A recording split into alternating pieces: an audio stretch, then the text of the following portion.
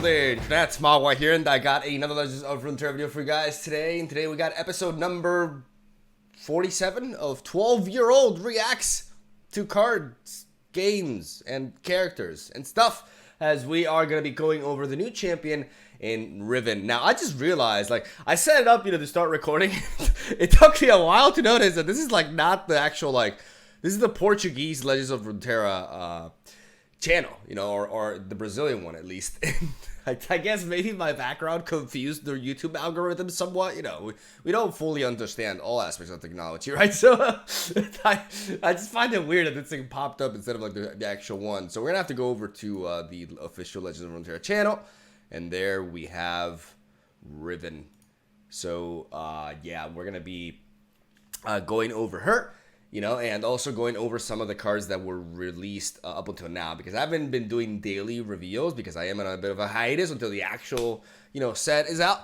So I'd rather, talk about all the cards, even though some people mentioned that I did miss a batch with Zoe, though I did comment about it on Twitter. I'm not sure if I recall like which cards I failed to comment on YouTube, but that doesn't really matter too much. Thank you guys for watching this video, first of all. Before we head on over to this, it's very raw, and I probably should have started like reacting about a minute ago already.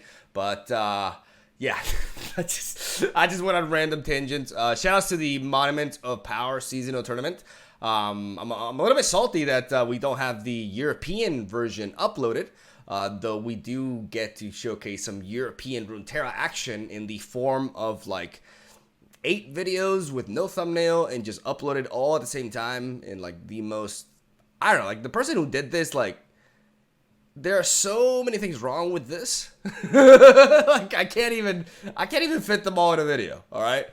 But hey, at least we got some footage. At least some people know that our broadcast exists, right? So I'll take that.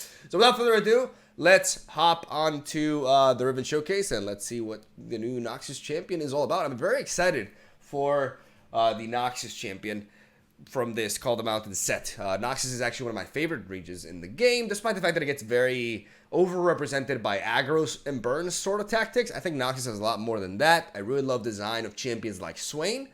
So Rising Tides really left the bar high up in regards to Noxus champion design. Let's see what Riven is all about.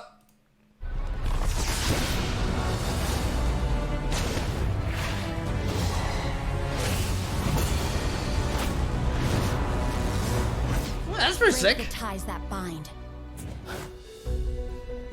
She looks like see the problem with Riven, I haven't even looked at the card just yet. The issue that I have with Riven as a character is that ever since the Awaken video happened, she's like a goddess to me. And now every other like artistical attempt at this character is just not worthy. That scene where she like switches over, like Raven throws like a sword at her, and she's like, "What the fuck did you just do?" Like she looks hot. Like it's pretty wild, right? Like that's actually one of the things that I didn't even know anything about League of Legends. I wasn't even playing Runeterra yet, but I saw the thumbnail of that video and I was kind of like mesmerized. I don't know. I think they did that on purpose for like every male out there in the planet, but ultimately, yeah, I thought very highly of this champion aesthetically, but now she looks like more, definitely not as, I guess, pretty, right? More like, I think this is definitely more fitting towards the character because she's supposed to be like a very rough warrior, right? With a huge ass sword that just defies all laws of physics and gravity. And she joins the Cloud Club in that regard. But we see here a 3-drop. Riven says, when you gain the attack token, Reforge. We have seen this keyword explained before. We actually did a bit of a reveal of some cards in the Monuments of Power European tournament, the American one as well. But I haven't mentioned that here. So we're going to go over the new mechanic here as well. And the level up says, I see Blade of the Exile in your hand. I would assume that is her big ass sword. And I'm going to go ahead and say that is, in fact, what it is. So right off the bat, Riven is a 3-mana 3/4. That is a phenomenal stat line. That's, in fact, the best stat line you could ever hope for a 3-drop, period. It's much better than a 4/3. Because all of a sudden, this is a 3-drop that can block into any 2-drop under the sun, really, and knock it out and not die in the process. Which means she can block into 3-2s, the 2-3s, and knocking both out. And a lot of 4-drops can actually, 3-drops, sorry. Most 3-drops can actually do this, right? You have like, Armored Ballista, for example, that can block into the likes of Bright Steel Protector without dying. But the 3-4 stat line makes it for a very resilient 3-mana champion. And there's not really more stats that you can add on to a 3-drop, really. We already saw that with the Badger Bear and a while back, and it had to be nerfed, sorry. So, yeah, she shares the same stat line as the vanilla Badger Bear. So that just goes to show how much they're pushing her in a way, right? Like, she's already good enough with the numbers. So, if on top of that, she consistently is able to, she's relatively easy to level up, then she will be quite the force to be reckoned with, to be completely honest. So let's stop talking. Let's actually take a look at the video. Like, I already had a lot to say with this presentation. Like, a 3-mana 3-4 is a very, very big deal in this game. Conflict awaits. What is broken can be reforged.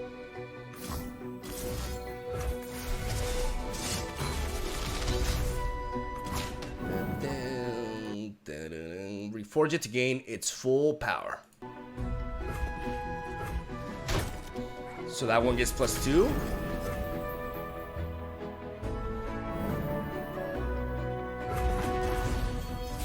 I sense their power.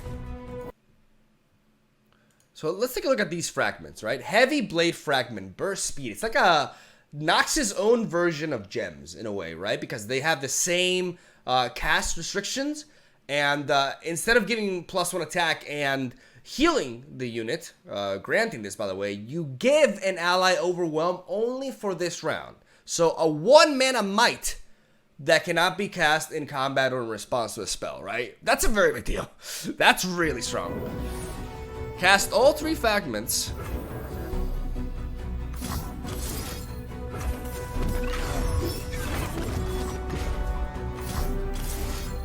No turning back now. Fly to them on broken wings. And then you get the sword. Reforged, redeemed.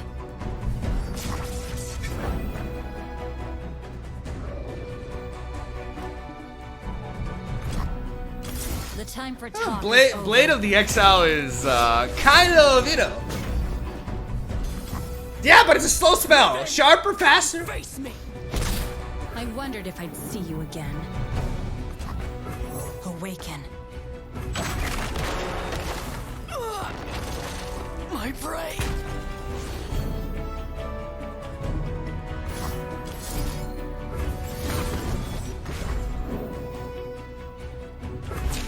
Follow the wind, but watch it. I was like, Yasuo. Where the hell did that come from? Carry them. Okay, I have no idea what you said. At last, a way forward. Okay, let's take a bit of a look at the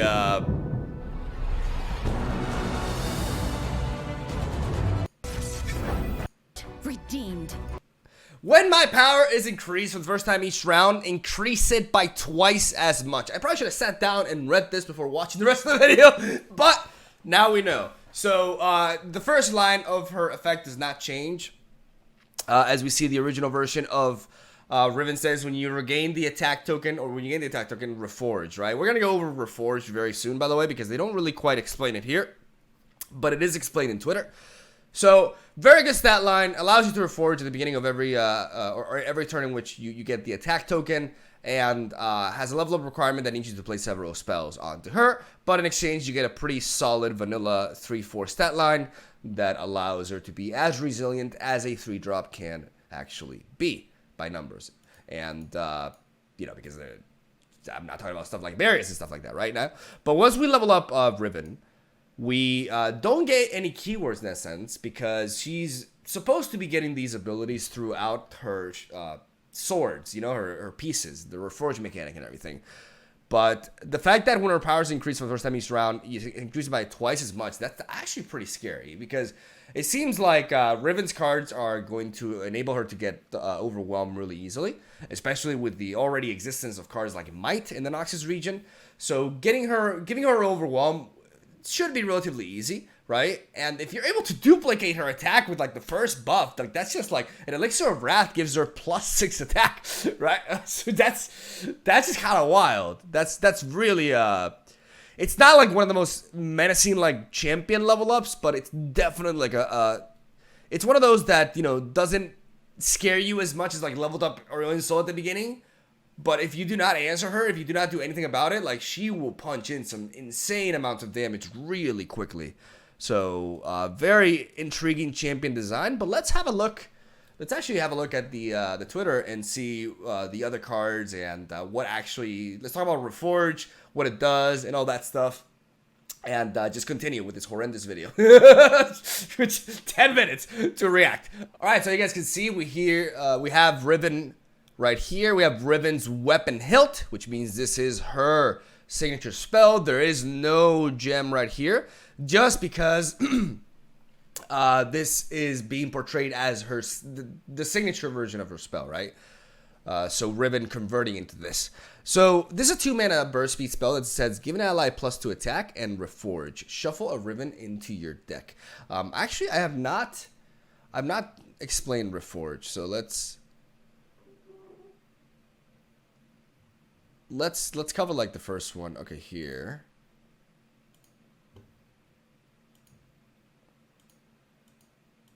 Okay. We got the Blade Squire here. Let's go over these cards first, so we can understand Reforge. Okay, so where are they explaining? Can you guys please just put a symbol explaining the? Thank you. Okay, there it is. It took me so long to find like the source for this. They should include this in the video, I think. Anyways, Reforge. Create a random. I'm also useless. So.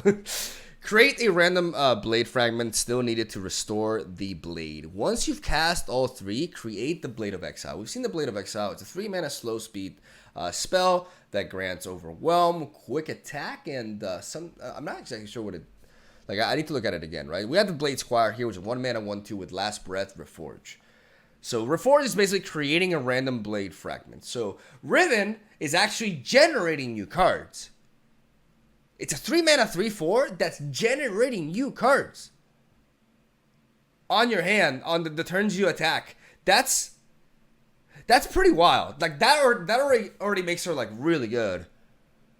And this is a card that when it dies, it's very similar to in a way it's pretty similar to the gem the 1-drop, right? I forgot her name, but instead of upon entry, it's a Last Breath effect, right?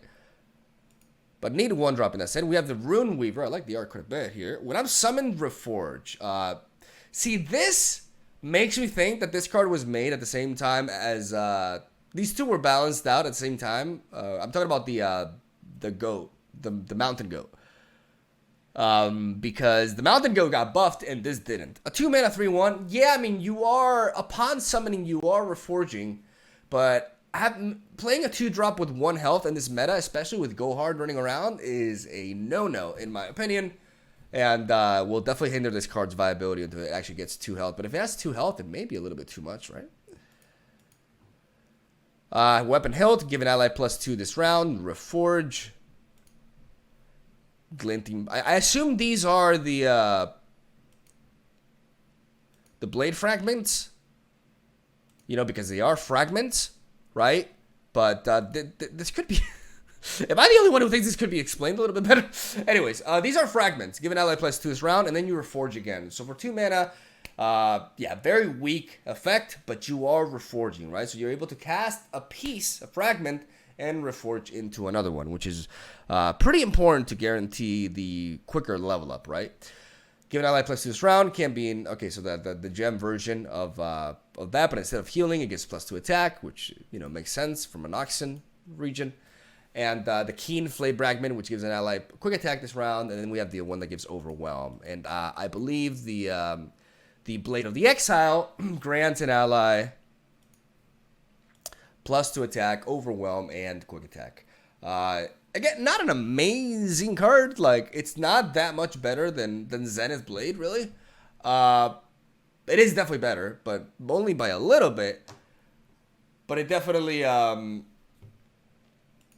it is a card that you're generating, right, through all of your of cards that you're also generating as well with other cards. So ultimately, you're not really adding it into your deck, which makes it a really cool win condition to work towards. Like a champion that focuses on creating a sword, you know, as the win condition. Like I like the flavor a lot. Honestly, I think they hit the mark really well with this champion design.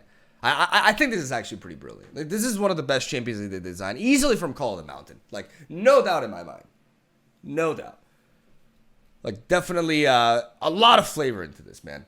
Especially considering, like, the core mechanics of the game and everything. Like, this is pretty brilliant. I really like it. I really, really dig it. I think I'm going to have to go past, like, these tournament posts in order to actually go over these. Yeah. Yeah, I did talk about these on Twitter, but I'll mention them now because they're very important, and then we'll end the video on the actual, like, Riven cards, you know, which is not the general structure that we tend to follow, but I have quite a bit to say about these cards as well. First of all, the Hunt of the Week. Your opponents discard the weakest follower from hand. What are the key things to take into account when looking at this card, and my voice is all over the place today, is that it is the first iteration of a discard effect.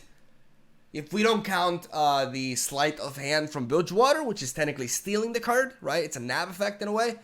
This is the first time we're seeing cards in this particular card game that discard the opponent's hand. This is a very, very big deal. Like, this could be the first of many. And it also tells us that if discard becomes a thing, it seems Noxus will be the home region for the mechanic. So this is very important because this card has been a part of card games ever since Magic the Gathering was created. And Magic the Gathering is, you know, the father of all card game babies, right? So with Magic the Gathering, we have seen very invasive discard spells in the past that have really been very polarizing. They've caused a lot of controversy. The likes of Thoughtseize, which is a 1-mana spell that forces you to pay 2 life, which is negligent, especially at the beginning of the game, and allows you, unless you're facing aggro, of course, it allows you to look at your opponent's hand and basically discard a non-land card from it, right? We're talking about Magic the Gathering. Well, that card is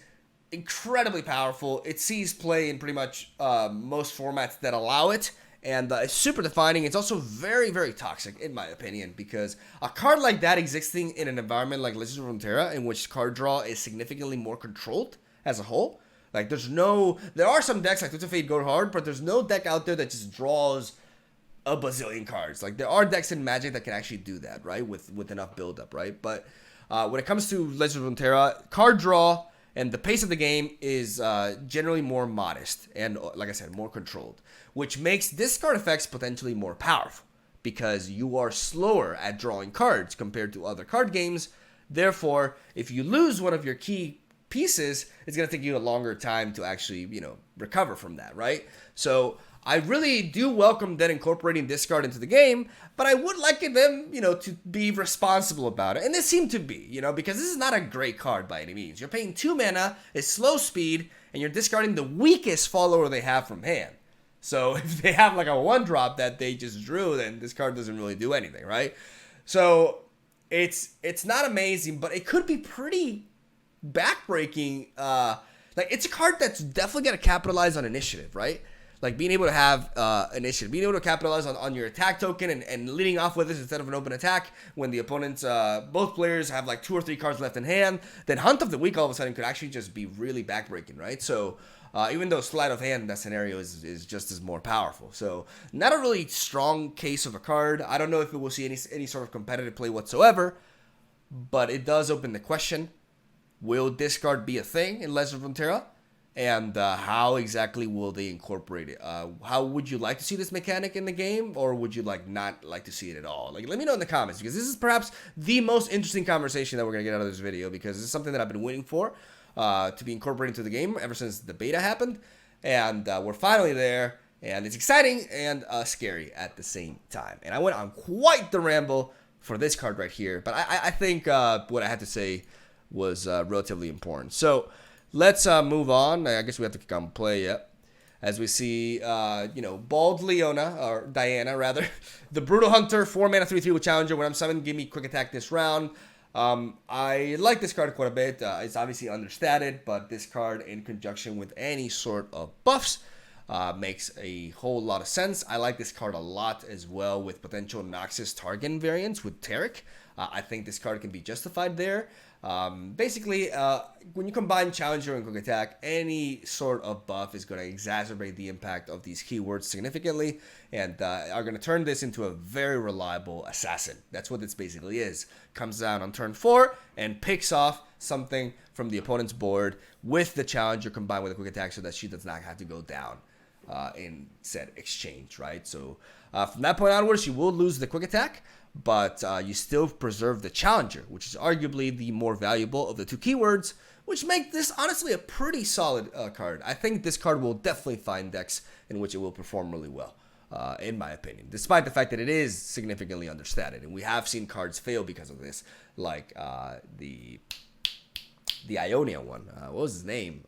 Shadowblade. Ren Shadowblade. There we go. So let's move on to the next one, as we got a Challenger here as well. Wrathful Rider may not be very exciting at first because it's just a very simple card. It's a 5-mana 7/3 with Challenger. It's a Challenger with, unlike a lot of Demacia-based Challengers, this Challenger is very low statted when it comes to health, right? It's got one hell of a power stat, but it can only trade so many times, right? It's kind of like the 5-mana Trifarian Glory Seeker in a way. But one of the cool things about Wrathful Rider is that it could encourage players to combine Noxus and Ionia for Shen, which I think is a very overlooked region combination for Shen, as it is overshadowed by the Demacia Fiora Shen standard top tier deck. But with cards like this, the more challengers we get in other regions, the more of an argument you have for playing Shen in those regions. And I really would love to see some diversity, not only for Shen, but for a lot of these champions in general that have established them, like they have a very established tier 1 deck. I'd like to be able to see those champions be more flexible, and join the ranks like Twisted Fate, who sees play in all sorts of different strategies, right? And I do feel like even though it's a very straightforward design, it is important because of the region it's being introduced in. And I like it.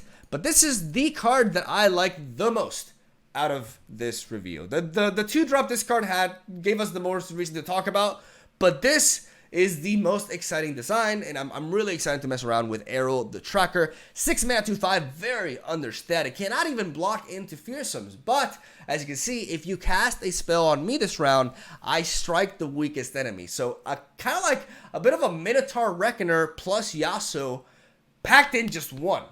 That's what I love about this card. If you're able to target it every round, it is Reckoner and Yasuo combined together on a stick. And that is beautiful, right? The downside is that she is receiving damage in retaliation every time. But if you do apply some solid spells, even if you combine her with like barriers, like imagine play Arrow the Tracker, then next turn you drop the Bright Steel Protector, give her a barrier, and then at the end, boom, knock out the weakest unit. Like, in a drag-down mid-range match, this card can just win the game. It kind of looks like a Noxtrian Arena on a stick, which is kind of what she is, right? And I'm very excited. I think she will be very competitive, even though she's 6 mana. Maybe I'm wrong. Maybe the archetype that supports her just isn't good enough. It's hard to say. But I think this could be a legit card. A very legit card. I think a lot of people may be overlooking this.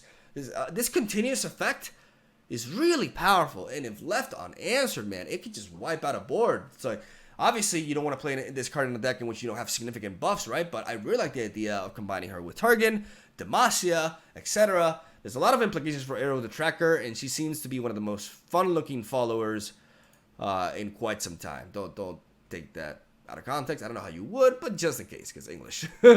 Let's go to the final. And congrats to the winners of the seasonal tournament, to Pushpy. Congratulations to Pushpy and to Den. I do remember Den. I'll have to check that out. I remember Den for winning the Monumental Power tournament. I feel like they worked really hard for that, and they deserve a bit of a shout out, as random as it may be.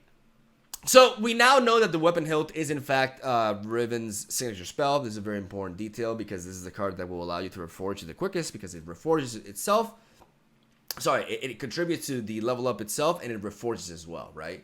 The other pieces do not actually. Do they reforge? They don't. I want to clarify this real quick because I haven't. No, it doesn't show there. Does it show there?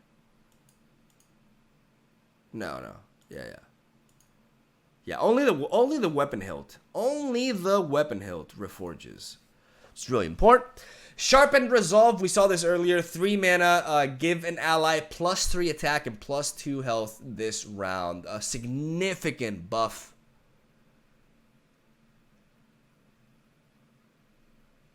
Very powerful buff. Is this good enough, though? Is this good enough? One more mana than Sharp Sight for only +1 power. Yeah, I don't know. Obviously, it's not good to compare cards this way from one region to another because obviously regions are supposed to have certain weaknesses and strengths, and they do function differently. So I still think this is like very understated, though. I still think just because we have access, I just think that in a world in which we have Pale Cascade for 2 mana, we're never playing this. It's just a little bit sad, but it's not like it's the most exciting card in the world anyway. So I won't cry every time, I guess. I could move my webcam here for a second so you guys can take a look at the card down here. Survival Skills, 5 mana slow speed spell that says allies cannot drop below 1 health this round. When discarded, your strongest ally can drop below 1 health this round.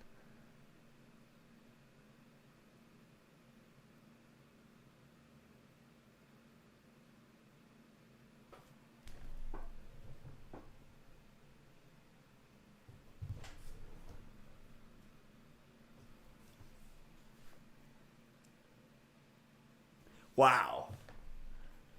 Wow.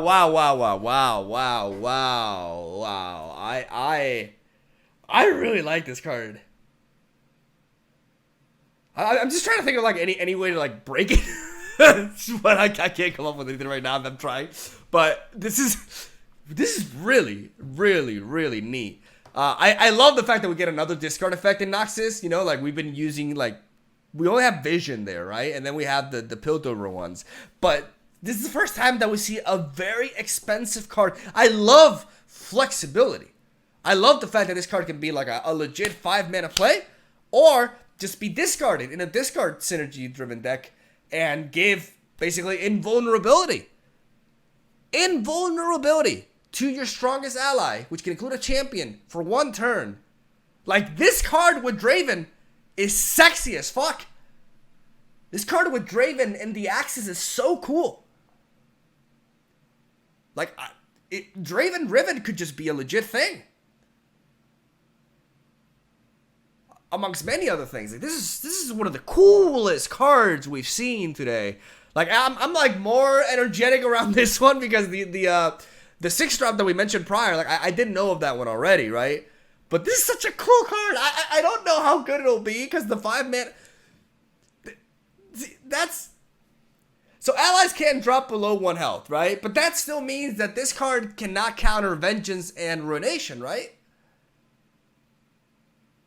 Yeah, it has to mean that. Like Noxian, Guillotine, anything that destroys, you know, Culling Strike, obviously Frostbite, but that doesn't even need to be mentioned.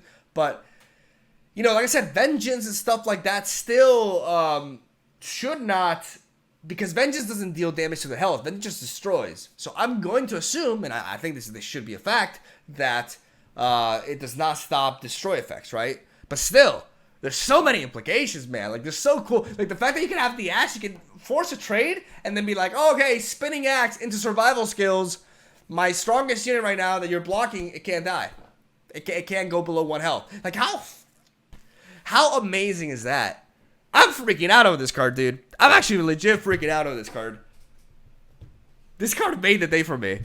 This card is so dope. Oh, I'm going to be, like, really messing around. I think out of the champions that we've seen up until now, like, with Zoe, a.k.a. I Died to Go Hard, and the prior release, which was Victor. I mean, Victor is also really exciting. Like we're getting some really dope champions this time around. Honestly, I think this expansion is significantly stronger than the second one. Like the Shyvana, Soraka. Like I love Tom Kench, but yeah, this package is way more exciting, man. On another level. On another level. Really, really good stuff here, and a really long video, but a lot to talk about. I'm actually gonna move my camera because otherwise I will forget later down the line. But really, really exciting batch of cards. I think out of the 3 champions, man, I'm kind of torn between Riven and Victor, to be honest. I don't really care about Zoe as much. She seems very fun, right? But I'll definitely mess around with her too. But I don't know, Riven and Victor.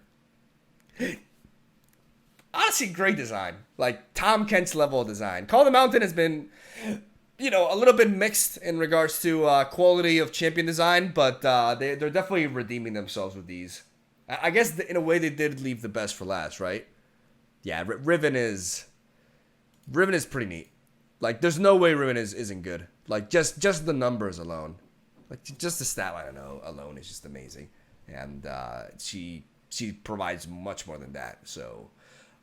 Really looking forward to that. Big fan of survival skills. A really big fan of the way Riven is designed, with you having to, you know, create or build up the sword in order to level her up. Just love everything about it, and also very intrigued about the introduction of discard mechanics for the opponent in the game. And that's basically where I will stop talking. Thank you guys for watching. This video was a little bit all over the place. I had a lot of stuff to talk about. Like I said, I'm kind of like I'm condensing all this information in like one video instead of like uploading every day with all these news, which would probably be more beneficial for me. But you know, I'm definitely really excited to get back at it. And when the expansion is out, I'll be messing around with either Riven or Victor. I'm not really sure. This is the first time that I'm actually not sure which champion I'll try to go for first. Because even with Rising Tides and how stacked that was, I was convinced that I wanted to play Swain first because I freaked out.